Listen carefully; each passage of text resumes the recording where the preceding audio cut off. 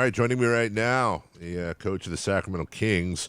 We're both night owls, even though one of us works morning. So we're the night before the Philly game. Coach Luke Walton, what's up, my man? Not much, just enjoying a day, a somewhat day off here in Sacramento, and getting ready to finish up some prep work on Philadelphia. I saw you doing a TV thing earlier, so you didn't know what they were asking you. Now you know. Are you and Harrison okay? Because that you ragdolled him, dude. Yeah, we talked it out, and since then I've been shown the video a few times. So yeah, Harrison and I had a good laugh over it after practice, and we're all good. We're ready to move forward. So you flashed. I mean, you're a chill dude. We've talked about this before. You're that kind of Southern California laid back guy. But all your players, when we'd ask them and say you just don't see Coach in practice, you have absolutely no idea. You don't even remember tossing Harrison. So something set you off last night. Well, he was light, so I didn't feel him. Right. He's no match for your strength, dude. No, I'm a competitive person, and I am when we're out there, and I feel like it's my job as the head coach to make sure that we're getting a fair whistle, and I ask my players not to spend their time complaining to the referees, and that I'll handle that part of the game so that we can be as locked in as possible on what we're trying to get done. And as part of that responsibility, it's when I feel like it's not going equally, then I need to step up for my players. And at the same time, we were in the middle of blowing a 27-point lead, right. So I had called 2 timeouts, and we still hadn't found that next gear yet, and that was kind of my next move was either get a technical or get tossed, and one technical turned into 2, and it was it happens. It's not something I plan on doing, and not something I want to do a lot, but occasionally it's good for the group, I think, and I'm really proud of how our players regrouped after that and responded in the fourth quarter, because it's tough. Dave, you've been around this league a long time, and you have one. It's really hard to hold on to a 20-point lead in our league. The momentum swings are just so natural, and every team has got enough talent that once they're getting embarrassed, then they go on a run of their own, and to give up that big of a lead that quickly and then regroup and find a way to win a game that we really needed to win, shows the growth that I'm looking for in our group. Yeah, you weren't here, thank goodness, last year when we blew out this massive home lead to D'Angelo Russell. Just went crazy and ended up beating us on our home floor. But I've never seen 27 points in a quarter, and all credit to the other team, like you said, they get paid too. But is that? I mean, I don't want to use an insulting word. I don't mean it insulting, but is it lack of maturity? Is it mental focus? Is it a combination of a bunch of things? When you no offensive continuity, no defensive continuity like they had. What was it? It's a little bit of everything, and they got, once a team gets momentum in this league, it's we have to do a better job of stopping that momentum. And I feel like in that third quarter, we did a poor job of just settling for threes just because we were hitting a bunch in the first half. We stopped attacking the paint. We stopped getting to the foul line. And that just allowed them to get out and run. And that's, those are things that when, you learn from those experiences. And when you're on a veteran team, that's, a time where the ball goes into the post, and you force a foul call. You force to get to the free throw line just to kind of slow down the run. But we couldn't find it. We come out of timeouts, and the same thing would happen. And it's just, it's something that we need to be better with. But it's experience that you only gain from going through those type of things. and after the game. These games in the NBA are never over. We were down 17 in Minnesota with a minute and a half to go, and we won. You know what I mean? So like it's how this league goes. Most nights, if you're sitting around watching the league pass, and there's a 20-point lead, the other team's going to come back most nights and make them a run. So, the elite teams don't let it happen. But I mean, even Denver the night before, the same night was up 17 at home against Golden State, and Golden State came back and won by 12 in Denver. So it happens all over the league. It's just something that we got to make sure we get better at.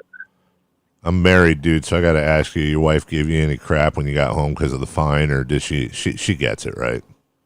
Oh, she gets it. Yeah. We've been together a long time. She actually sent me a supportive text afterwards with a thumb up and a thumbs up, and she enjoys, because, like you said, Dave, most of the time I'm a very calm individual. So the occasional time that she sees me lose it, she enjoys that. Luke Walton with us. You called De'Aaron the head of the snake, and it's so true. And you see him I don't want to call him healthy. He's so banged up, but you see him playing. And we were talking on the show today. It's not just, he scores 25 points in a game. It's not just 25 points. It's not an empty number. The amount of times he stops a run from the other team, the amount of times when you need that shot and he hits it. I imagine as his coach, having less than a year with him, you're licking your chops knowing that, he works on those free throws and gets those up to 80, which I'm sure he will, and adds a little bit of muscle. This kid's going to be unstoppable. Yeah, it's exciting coaching him and the player too, and just seeing how much he's already grown this year, from when we first met him to now, and I don't just mean skill wise, but just his leadership. Like you said, the 25. There's a lot of players that can get 25 points in our league, but it doesn't really impact the winning and losing. And when he's out there doing what he's been doing for us over this last stretch, he makes his teammates better. He picks up the overall confidence and swagger of the group. He hits shots down the stretch when we need a shot to be made. The little fadeaway that put it back up to 5 the game before, the Detroit game, and then again last night. And he'll continue to get better from the free throw line. He's working. And one of the most exciting things, honestly, that I've got to know him about the player he's going to turn himself into is how intelligent he is as far as understanding the game, being able to, we'll have conversations about the Knicks game in New York, which was, towards the very beginning of the season, and he remembers certain plays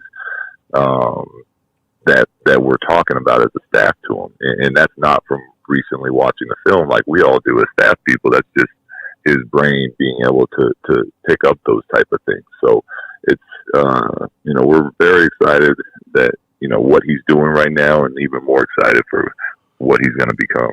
Well, tales of a season, man, up and down. You've gone from, oh my gosh, I hope Harry can take advantage of this opportunity because we got to start him, to an embarrassment of riches, assuming everything works out for Rashawn and it all sounds positive from practice so far.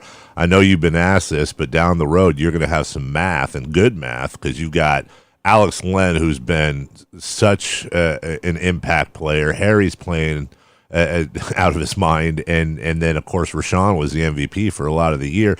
It's a good problem to have, Coach, but I imagine it's, for lack of a better term, it's a problem you're going to have to figure out. Yeah, and to me that all starts with why culture is so important and why we spend so much time trying to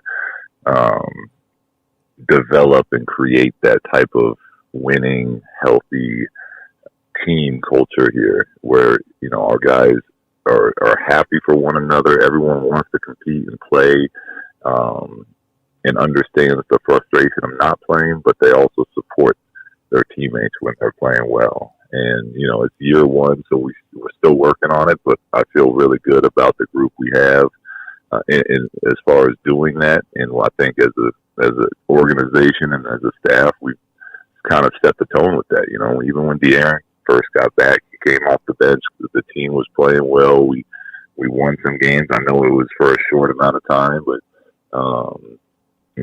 Marvin, when he came back the first time, the same thing. And right now the team's playing very well. And I agree with you. You can make a strong case for Rashawn being MVP of our team in that first, 2/3 of the season, and the consistency he was playing. Some of those wins we got late when he was switching on to all-star caliber guards, getting stops and blocks and all the little things that he does to help a team win. But right now, Harry is playing great. Alex is playing great, and so when Rashawn comes back, we're gonna get him some minutes for sure, because he's earned that with how well he played while he was healthy, and then we'll kind of take it from there. But right now, the team's in a good groove, and we don't want to disrupt that.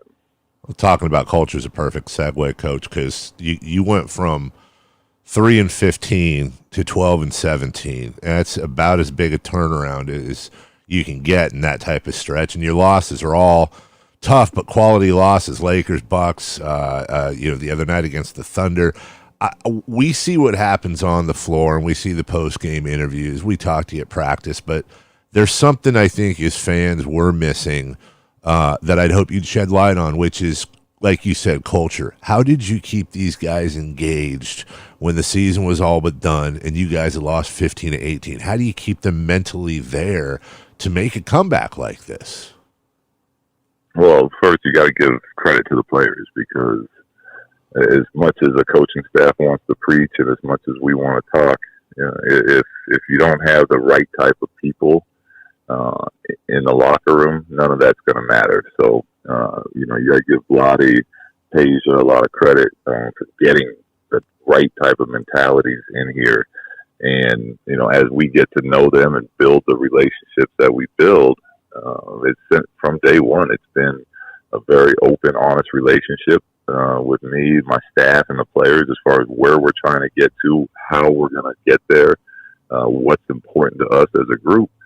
And when you get good guys that are willing to work hard and they understand the message and the message stays consistent, then you're gonna get guys that keep going and keep working, and eventually, if that's your attitude, things are gonna start picking up and things are gonna start getting better. And that's kind of just the way it went. And we talked about it being lots of ups and downs this year: new staff, new players, injuries, all of that. But the group, one thing they've always done from day one is work hard, never give up, never quit, and that's the type of recipe we're looking for. Luke Walton with us, and Coach, I want to ask about you, and I don't want to get too Oprah here, but in studying your career as a coach, the Warriors and you stepping in and doing such a fantastic job, but you were always very upfront about, hey, this is Coach Kerr's team. This is Steve's team, and I'm the caretaker. Last year, coming off the stint with the Lakers, my words, not yours. We read all the stories. It just did not seem like a great environment in a lot of ways. I kind of felt when we brought you in, I said it before, I feel like this is not your first coaching gig, but this is a different coaching gig where you get to find out and we get to find out what type of coach you are. Do you feel like you're finally in a spot, no offense to your previous teams, where it's all you, this is it, there's nothing goofy going on, and I imagine you're growing a lot this year as a coach too? Yeah, and no, I feel like every opportunity as a coach is a chance to grow, and I feel like I've learned a lot from my previous experiences, being on top and then taking over a team that had 17 wins. That 3 years later had one player on the roster that was there when we got there. Right. And there's just so much to gain from those type of experience, and it's hard, but it's the challenge of doing it is a lot of times what eats you up when you're not winning, but it's what brings you back and keeps you up and keeps you working and keeps you wanting to get better and better. So I don't see it like that. I love my experience down there. I love coaching those guys. Even just finishing watching that Pelicans Dallas game. Yeah. I love seeing Lonzo and Brandon out there really coming into their own and having that opportunity. It's probably the main reason I coach is to try to help build that type of thing. So This here is a great environment. I love working with Tasia and Bryant. I love the group that we have here. The coaching staff that I hired is doing an incredible job, and I'm really excited about the future that we have. As we wrap up, Coach, a couple more, but I haven't talked to you, and I know you've talked till you're blue in the face about, obviously, the tragedy earlier this year. You came on the show and spoke about that, and we're so clear and concise on a day that I know was really difficult for you. I just wanted to really ask you, since I didn't get a chance, about the memorial. I saw you on TV in the background with a lot of, everybody, the whole NBA family was there. Obviously, such a tough day, such a tough time. But man, it really looked, I wasn't there, but it looked like they pulled it off and then some. It really looked like a special day. Yeah, I didn't know how it was going to go. And it was, they couldn't have done a better job. It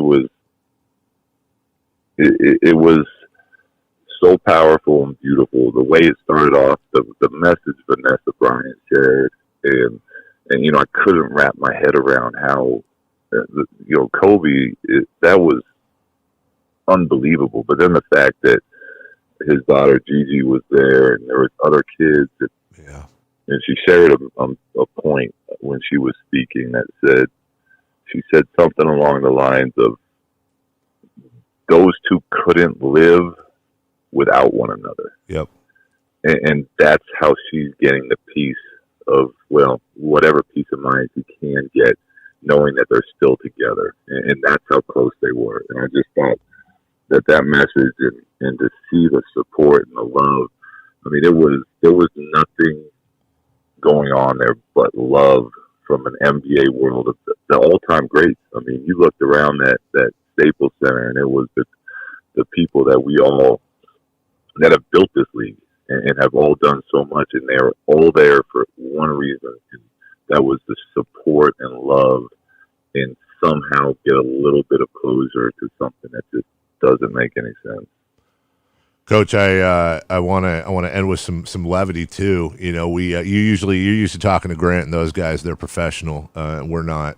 So I went and asked I asked the fans to give me some tough questions for you, and we can almost do a lightning round because you've given us so much of your time tonight. We're recording.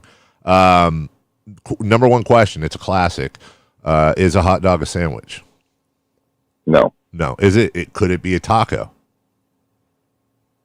No. Okay. All right. Just. I can go. I can give you more if you want. No, please. Going lightning round, and it's yes, no questions. I'm gonna go with no. I am happy if you have passion about that or anything else. Feel free to expand. When I said lightning round, I just didn't have anything else to say. I got you. Is chili a soup? Yes. Yes. Yes. That's the correct answer. Is oatmeal a cereal? No.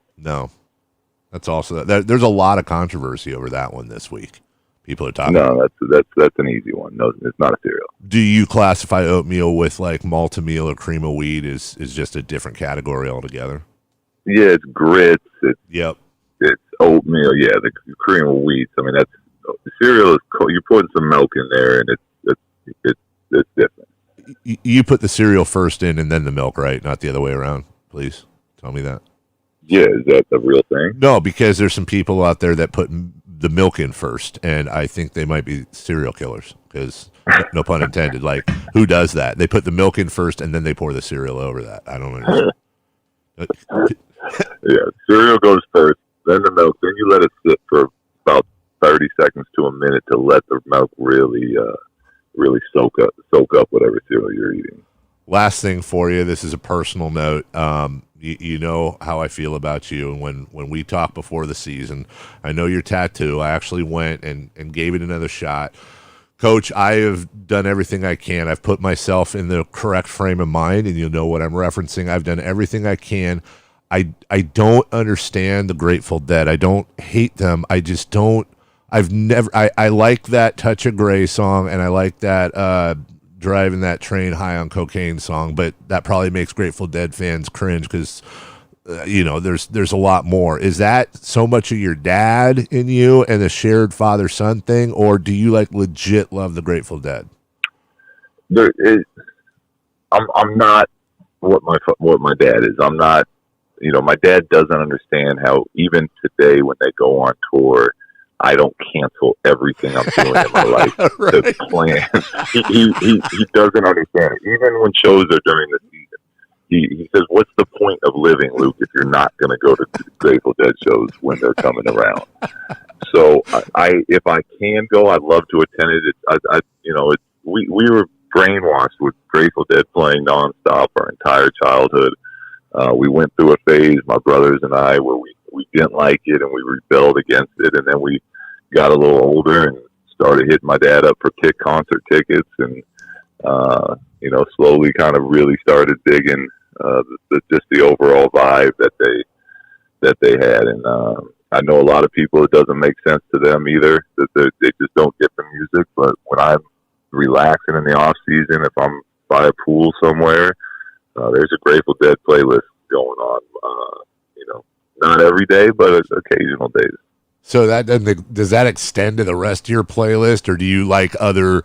Is everything kind of jam bandy, or are you pretty diverse in the musical taste? Yeah, I'm diverse. Yeah. I'm all over the place. There's a lot of country playlists.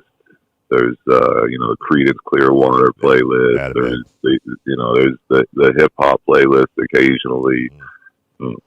I'm pretty diverse with it. And now that I have two young kids, for being honest, most of the time it's a Frozen 2 Disney soundtrack playing. So I've been dominated in the music. The coach, Luke Walton, I know you got Philly tonight. Do me a favor, huh? I told you the other day, you got that beautiful head of hair. What say we just get out to a 20-point lead, win by 80, and just be done with it? Yeah, that'll work for me. But Philly is, they've lost a few in a row. They got some injuries, but a lot of times that's when a team is very dangerous and sharp. So we got to be ready. I love the mentality we came out with in that Washington game, as far as just being locked in and playing the right way. I said it, to me, it was the most complete first half we had played all season on both ends of the court, and that's kind of the same mindset we got to come into this Philly game with. Good luck tonight, my man. I appreciate the time. Yeah, anytime. Thanks.